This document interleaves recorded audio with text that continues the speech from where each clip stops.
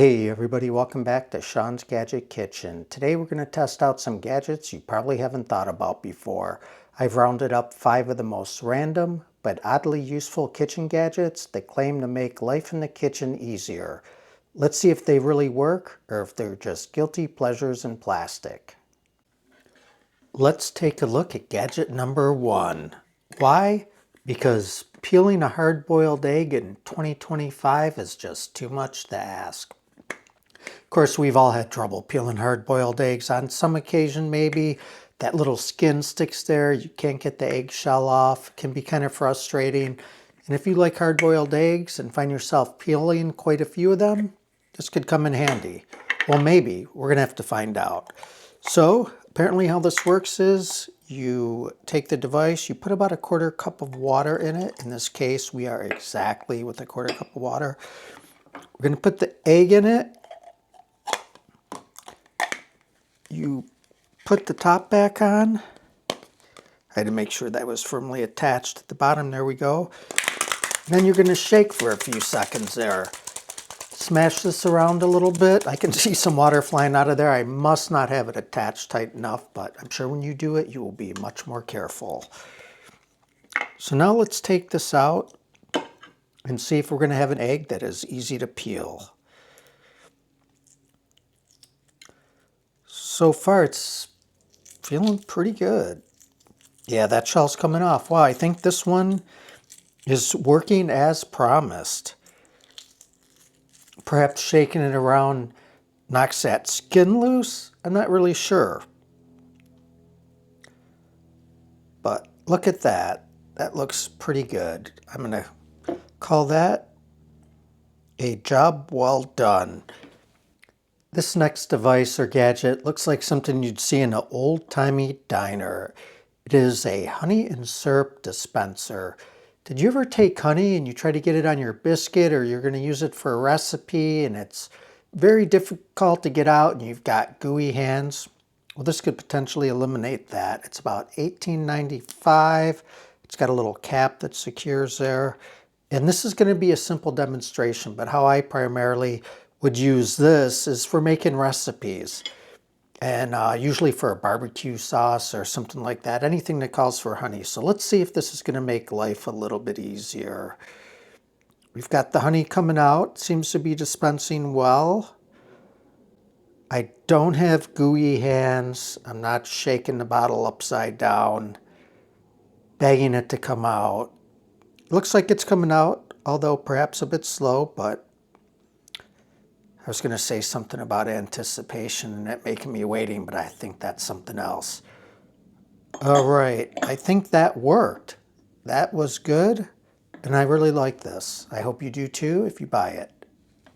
Moving on to gadget number 3, we have a shield against the horror of microwave splatter. We all know what that means. This one seemed to be pretty cool. It comes with this mat. Can put in your microwave. It's got a little area here you can pour some water in and create some steam in case you've got rice or pasta or something like that you don't want to dry out. Then it's got an adjustable top to control the steam. It's dishwasher safe and it's got a cool handle. So let's give it a test and see how it works. So what do we have here, you ask? A bowl of spaghetti, a microwave's worst nightmare. I shudder to think at the pure havoc that this would wreak upon an uncovered microwave. So let's throw it in there and give it a test. We've got a little bit of water here. We've got the top here open about halfway. We're going to see if that creates some steam. Let's check it out. So let's take a look. This might be just a little bit big for this microwave. On my full-size kitchen microwave, the size is perfect. So that's something you will want to consider. Let's give this a couple minutes and see what happens.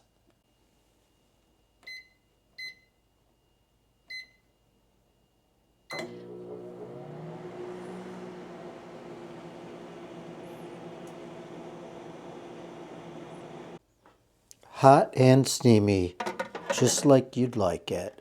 You can see on there, there's a little bit of sauce on there that would have been all over your microwave, baked on. So this is definitely one of those things that probably has a place in every home. All right, it is time to have some serious fun. We've got something that looks like a salad shooter. We've got some carrot ammo. We're going to give it a test.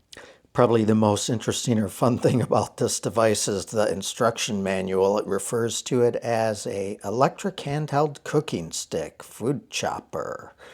And then over here, we've got a part drawing of electric handheld cooking hammer. Everyone loves a good cooking hammer. Let's see if this can hammer out some veggies. So we're zoomed in here a bit, just so you can get a better look. Let's see how this is going to work with some carrots. Whoops, got scared there for a second. Okay.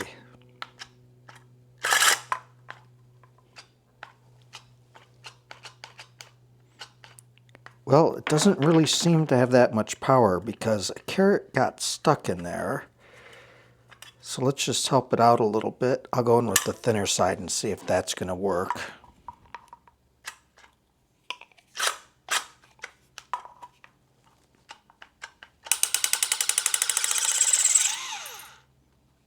Well, that's a fail.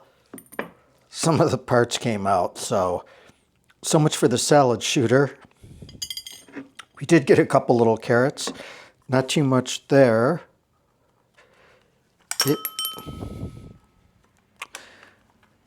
Well, I'm going to say that this is a fail. Not Gadget Kitchen recommended. And the last gadget for the day is this food warming mat. I've been really excited and anxious to kind of test this out. It's kind of like a electric blanket for your munchies, and I could see using this at parties to keep things warm. You never want your chicken wings or whatever you're going to serve to get cold, and we're going to test this out today. So it comes with the mat itself. It comes with the power cord that you plug into the power hole. We've got another interesting instruction manual here. This rolls up, this secures it once it's rolled up, and it goes in this little carrying bag. Also, the box notes that this is the guardian of a warm kitchen. I thought that was kind of funny. We are going to use the power button to turn it on, and then this temperature gauge is going to help us pick our temperatures. It looks like it has 3 settings. One is 140 degrees Fahrenheit, the second one is 176 Fahrenheit, and the third one is 212. That sounds pretty hot, and I'm just wondering, if someone touched that, if they could burn themselves. And I'm going to guess yes, but we're going to see. And hopefully I won't find out the hard way. There are some safety precautions. No touching with wet hands. I guess that makes sense. Flammable items prohibited, so don't leave your gasoline laying around here. No operation by children. I would concur with that. No soaking. Makes sense. It's electrical. And please do not modify it yourself. Yeah, that's always a quick recipe for a disaster. So our mat's been heating probably for about 7 or 8 minutes. I've got it set at the medium setting, which is 176. It feels pretty warm. It's not necessarily going to scald you or burn you, but you'd have to be a little careful. I'm going to see if it can hold some food. I've got a couple things we're going to put on here. Take the temperature, let it sit for a little bit and see what temperature it holds it at. Probably 150 is a good temperature to hold food at. That should keep it warm. So I've got a couple things here. I thought it would make testing easy. Some water. I'm going to use a thermopen to check the temperature. So that's at 198. Obviously it's going to cool down, but let's check back in 10 minutes and see what the temperature is. I'm hoping it'll maintain at least 150. Then we've got some spaghetti here. That is at 151. So let's see what happens if it can hold that temp or roughly about that. If you're putting food out, you want it to be above 140. So it's been 10 minutes. Let's see where we're at temperature-wise. I'm going to test this mat. It's not super hot. I think this temperature is pretty good, 176. I don't know if it feels like it's that hot, but it's definitely warm. If you have little kids, probably don't want them to be around it, but I think adults would be fine not to burn themselves on that. So let's see where this water is at. Okay, so after 10 minutes, it's maintaining a temperature of about 150. So if that were food soup or something like that, I think that would be fine. That's probably a great temperature to hold it at. Let's see what the spaghetti would be. The spaghetti is at 151, 152, 153. We'll check a few different spots. We've got 156, 157 here.